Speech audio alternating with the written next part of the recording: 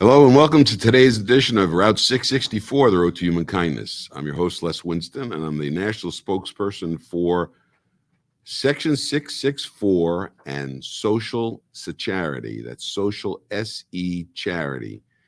That's a project of the Endow America Network Foundation, and our purpose is to endow America. And by endowing America, we think we can help the world. The world will be a better place because people are kinder. And if they're kinder, they're also gentler, and they won't have all this anger against one another, whatever that is stemming from.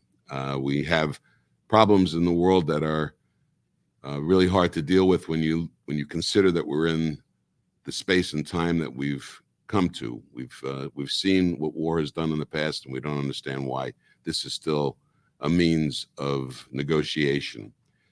My next guest is someone who knows a lot about what's going on. Her name is Oksana Piaseckyj, and she is a spokesperson for the Ukrainian Womens League. Good morning, Oksana. How are you? Good morning, Les. It's a pleasure to be here. Thank you. I'm fine.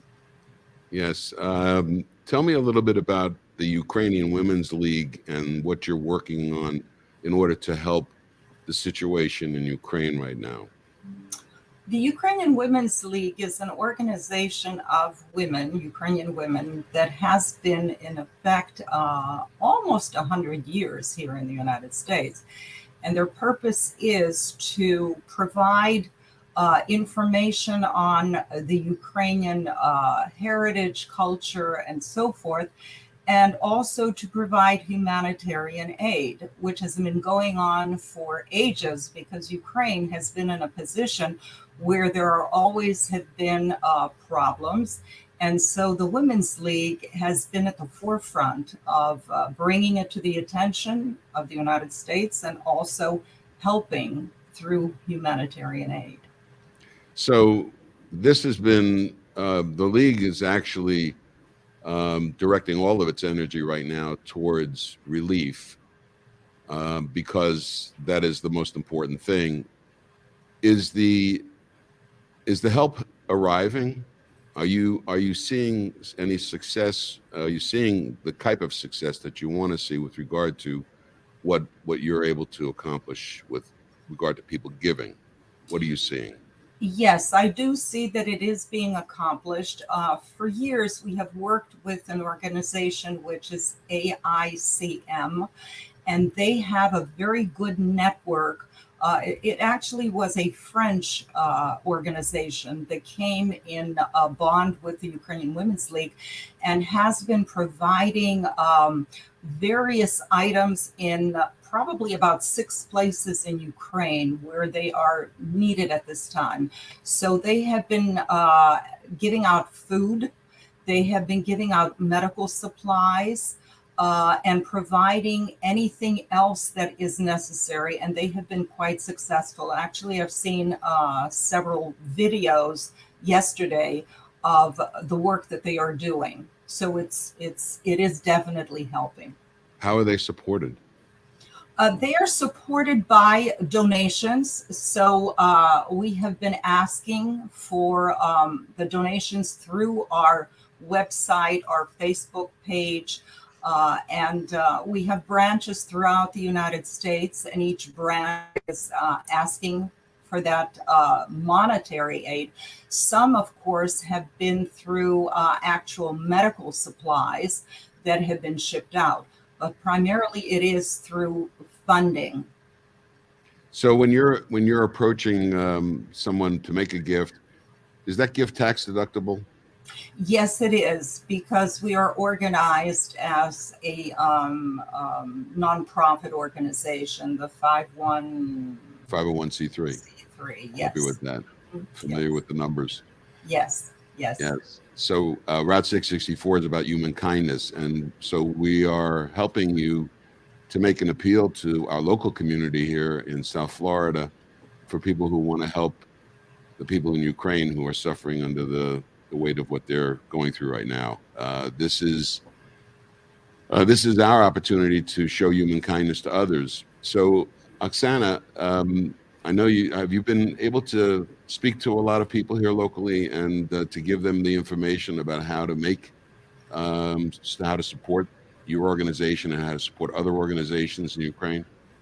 Yes, because there have been a variety of demonstrations locally. We've had them in the Sunny Isles Beach area, in Hollywood and Hallandale Beach, and a lot of information has been given out. Of course, it's not only the Ukrainian Women's League, but there are other groups that are part of this. And so there are many organizations that funnel the help.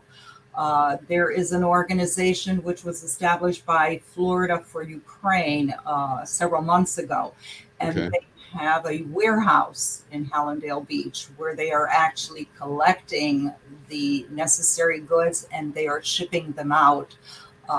So that's a direct place where somebody can go and actually drop off food or other supplies, whatever else they can. That's a physical place in Hallandale? Yes, it's a physical place, but they're not asking for food actually. Okay. Primarily, they have a list of things that are necessary, and most of them are medical devices or medical treatments.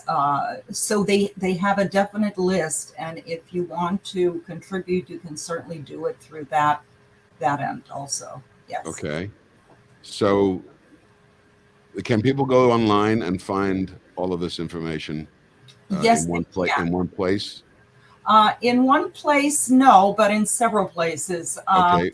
Where If can they get the menu? Where can they get the menu of that? We had it on our chamber website Mhm. at asibchamber.org, and we're happy to keep it there for people to go to. Is there another place where they can go if they don't go to the chamber site? I think that probably the best place is for the unwla.org. It's a website that takes you into the mainframe, and it describes the various donations and how you can contribute through the national level.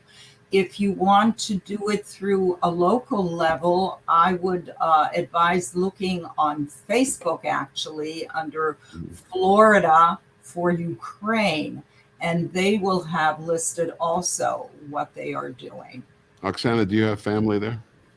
I do have family. I have been communicating with my cousin. He lives in a village which is close to Lviv, the western part of Ukraine, Mhm. and helped him financially somewhat. Very difficult circumstances, but they're not in the worst area of Ukraine that is going through the bombardments. A little easier on them. But Mhm. I do also have friends in Kiev that are suffering at this point. So I do communicate with them, yes. Do you have friends that are Russians? Russians, no. I can't say that I do. Is No. there a distinction between Ukrainians and Russians? What was the first part of your question? Is there a distinction Oh, between Ukrainians and Russians? there is a definite distinction. And part of our efforts is to educate the public that we are two separate countries, for one. We have two separate histories. Ukraine was there for hundreds of years before what is considered Russia became Muscovy. So, and our lineage is from totally different place than Russia is. But Mhm. part of Putin's agenda these days is to create this false reality that we are somehow very closely connected and that we come from the same source and so forth. And it's something that we have been trying to differentiate and to educate the public for many years. And I think finally, unfortunately, with this horrible war, people are getting that information that we are separate. Well, that's a weird outcome from something that's as tough as it is. And but are your languages very similar? The languages are similar, but yet they Mhm. are different. So you're like Louisiana, Mississippi. No, it's not. No, I'm just saying that, you know, it's like the states here in the United States. People call themselves Floridians, and people call themselves New Yorkers, and so on. Uh, it's amazing that what's going on is going on because it's country to country. But you told me something when we met the first time about the Ukraine's government and its organization, and it's a constitutional government. And you said something to me which really was surprising, and that is Ukraine has a constitution that's actually older than the United States Constitution, which means that you've had governing documents for a long, long period of time.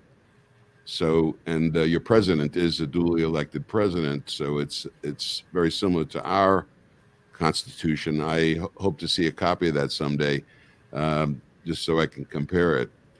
Oh, you So, mean the original one? You want me to get you a copy? I will look for it. yeah, Yes. if you could, that would be great. In English, though, because Oh, of course. my Ukrainian is not really good. So, Oksana, you know, it's nice to talk with you this morning. The obviously the end result of the conversation where we're dealing with is not that pleasant, and so we need to do things to change that. And somebody has to be a leader, and people have to take up the mantle to do the work. So appreciate your work in volunteering to do what you do for the Women's League, and thank you for joining us. Is there something else that you would like to tell our audience with regard to the work that you're doing to help them be clear about why they're giving? Well, I'd like to say two things. First of all, I just want to say how appreciative we are, all of us, with the help that we are receiving from the United States. It is tremendous, and we really appreciate it. We are a democracy, and in Ukraine, they're fighting to be a democracy.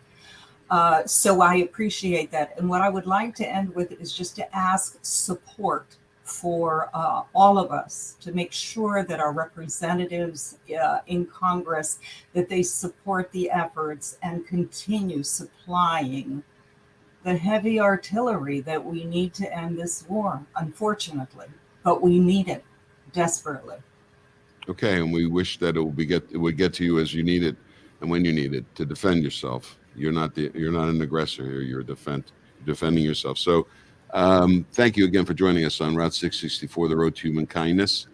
My guest has been Oksana Piaseckyj, and she is a spokesperson for the Women's League, Ukrainian Womens League.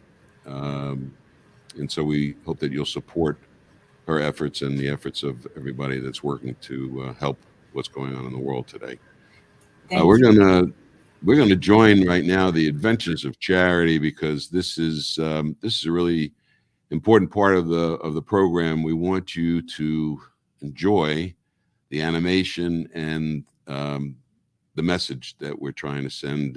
Maybe we can get more people acclimated to this superhero and her amazing wizards.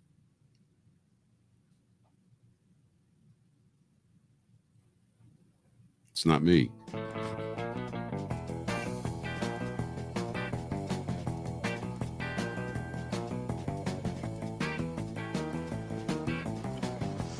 The scene is black and white on a dark and gloomy day in America as a family of four are setting out on a road trip across the states. But there's a big problem. It's strangely raining red negative dollar signs, and they're falling on the car's windshield. The wipers fail to brush them off, and they can't possibly see where they're going or the cliff they are dangerously speeding towards. Out of nowhere, they see a beautiful Corvette race by them. The paint job and the stark red, white, and blue contrast to the whole background, the stars and stripes clearly visible on the vehicle. The Corvette slides to a stop in front of the cliff as our hero Charity jumps out with an acrobatic move and uses her special DJ powers as musical notes emanate from her voice, clearing up the weather and making the red negative dollar signs stop. She then directs her music to the cliff, the musical notes calling her three trustees to action. Shigeru, Crashes, Pithecus, I need you guys. Let's build some bridges. The three seemingly alien wizards of unknown origin sweep in from the sky and shoot laser beams from their eyes. The beams creating three bridges through which the family and any American family can safely drive to make it across the dangerous terrain. Charity and her friends saved the day. The family stopped the car once across one of the bridges because they wanted to know who their heroes were. Gosh, thank you all so very much. How can we ever repay you? Wait, who are you all anyway? No need to thank us, folks. My name's Charity, and these are my friends, Jigaro, Crashes, and Pithecus. We seek no reward except that you learn and tell others about social security. Social what? Security? No, social security, like my name. It refers to Route 664, the road to human kindness, and it's a way for you and the rest of the nation to save your future and endow America with financial prosperity. Wow, tell us more about it. You see, much like all of you, America is being overwhelmed by debt. And most folks can't seem to see the dangerous cliff we're approaching. With nearly $30 trillion in national debt, Social Security was designed for a few generations in the past, and it's quickly running out. We want more Americans to consider Social Security, which saves America's economy through the power of philanthropy, the love of humanity. Social Security gives you the power to give to the charity or cause of your choice, endowing them with financial security so they don't have to rely so much on Uncle Sam. That way, the government reduces your taxes, and you get a steady stream of income that has the potential to grow each year. Many years down the road, at the end of your life, the remainder of the money you accumulated goes to endowing those philanthropies you choose so that your legacy will go on long after for your children and grandchildren. If enough Americans choose social charity, we could ultimately save America from a financial crisis and ensure your kids have a more prosperous future. Who can we talk to about this? You're in luck, folks. I represent a council of professional philanthropic advisors who can help you and all Americans create more charitable wealth for yourself and America. You can get in touch with them at socialsecurity.org, socialsecurity.org. You can also watch our weekly webcast called Route 664, The Road to Human Kindness. And tune into Route 664 Radio for some awesome music and engaging discussions. Like us on Facebook at Social Security. And with your help, we can endow America.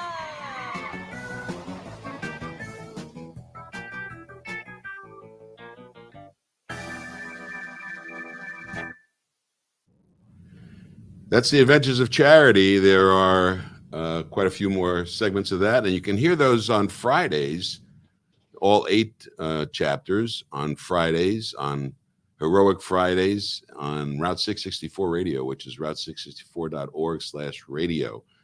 And that is very entertaining and enlightening when you're just sitting back, having some popcorn, and you want to have some entertainment. Just tune into the radio station.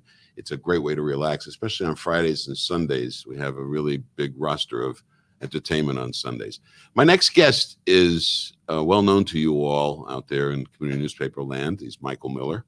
Thank you for having me. Michael joins me today as an interviewee. Yes.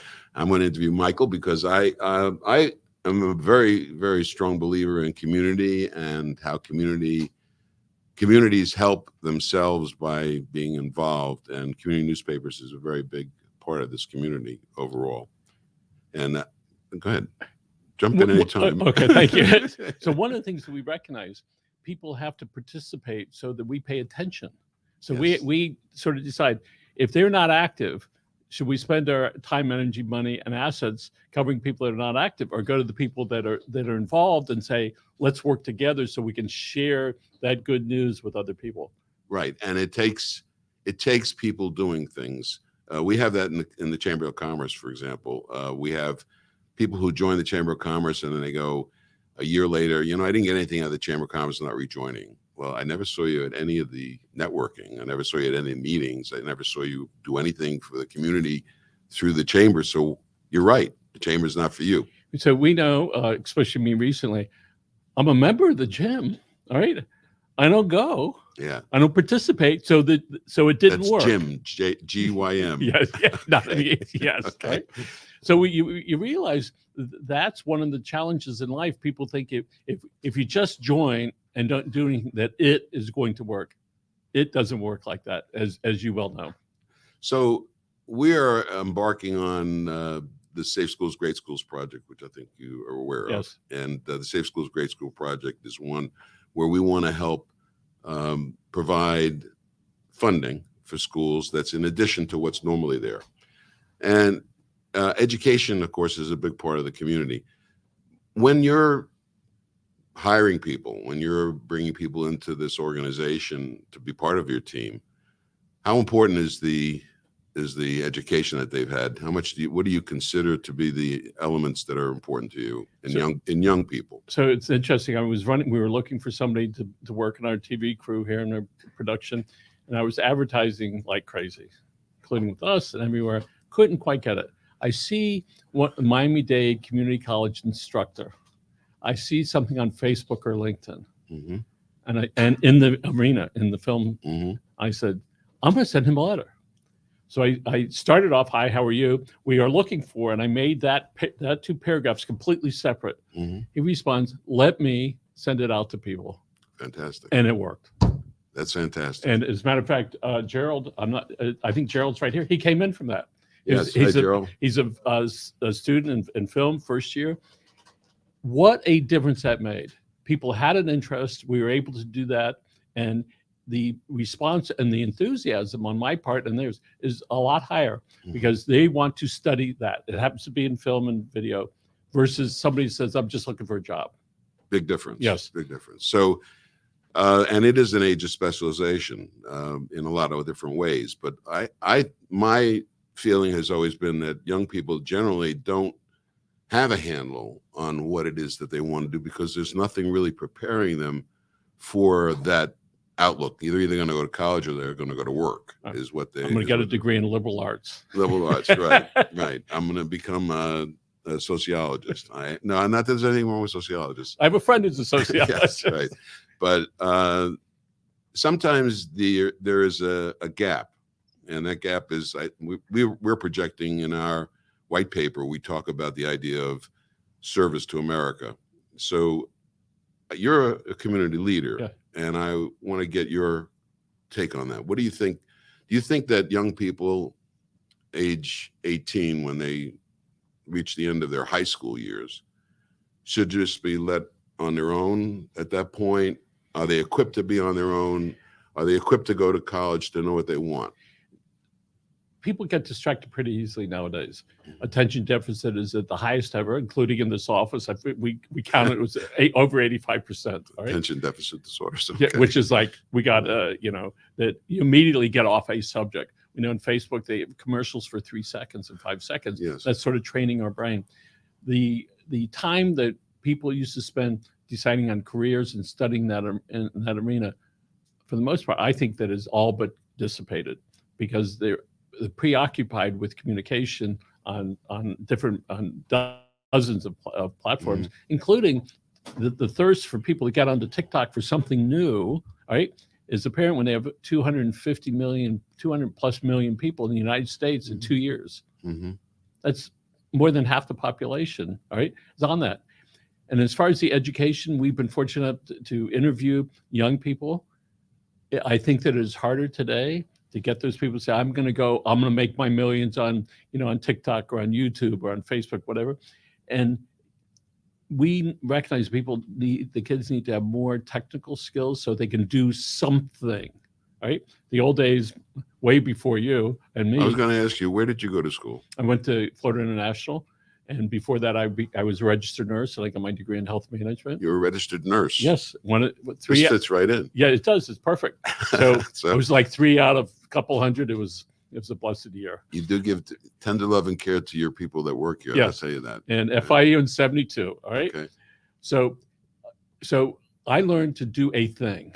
All right. How did you get to this? How did I get there? Yeah. How did you get to this place? Family business. Community newspapers. Yeah. And when I was in school, it was local. It took classes over 2:00. I would drive as fast as I could to get here. Why? Right? Because I liked what I saw my father doing was giving to the community, receiving from the community, communicating with people. It really became important. I learned he was on radio and TV. And I saw how to be able to have some position in the community that you could share that And that was the most important thing, not just being able to have it, but to be able to share that. It became important to me. You think kids today follow the footsteps of their fathers? No. No. I think there's so many distractions, right? Mm-hmm. And you hear all these wonderful stories about people making millions of dollars doing other stuff. So I think it's much harder for people to say, I'm going to go to college, I'm going to learn a skill, and I'm going to get into a place, right? We know that there were 4 million people or so that resigned. They didn't resign and not go to work, but they resigned, were saying, I want something more, right? Mm-hmm. And so even with, by the way, the less than 4% unemployment, all right, there's still lines everywhere because they're not working at those other places. So I think it's very difficult. Our challenge here is how do we get people under the age of 40 to want to come to work here? All right. It's interesting because there's some glamour here. There's some adventure. There's a lot of really exciting things to do in the community newspaper. Yes. So we recognize that we have to go to a group that want to be in the communication field. They want to be in the media business. It used to be, I want to be a journalist, so I'm going to go there. Well, writing has completely changed. The medium in which it's on, the writing itself has not, all right? Right. You still have to have some creativity and understand what you're doing.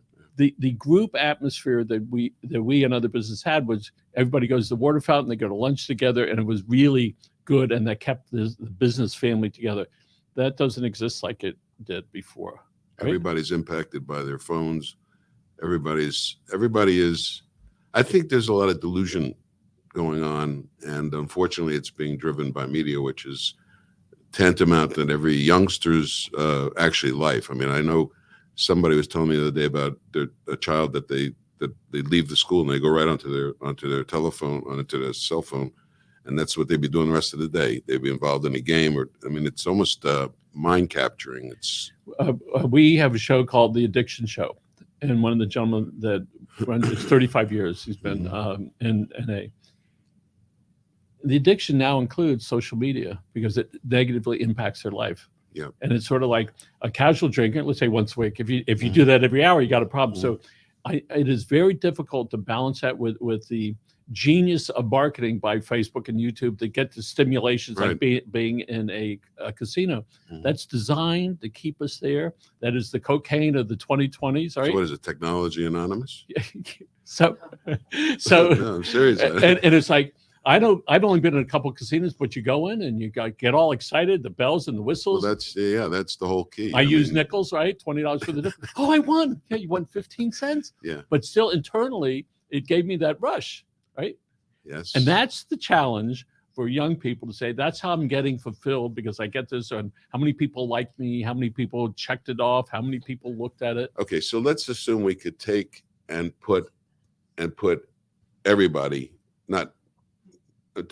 we could take people, young people, when they reach a certain point and give them something different that's coming to them, that's an obligation, but that's beneficial for them at the same time.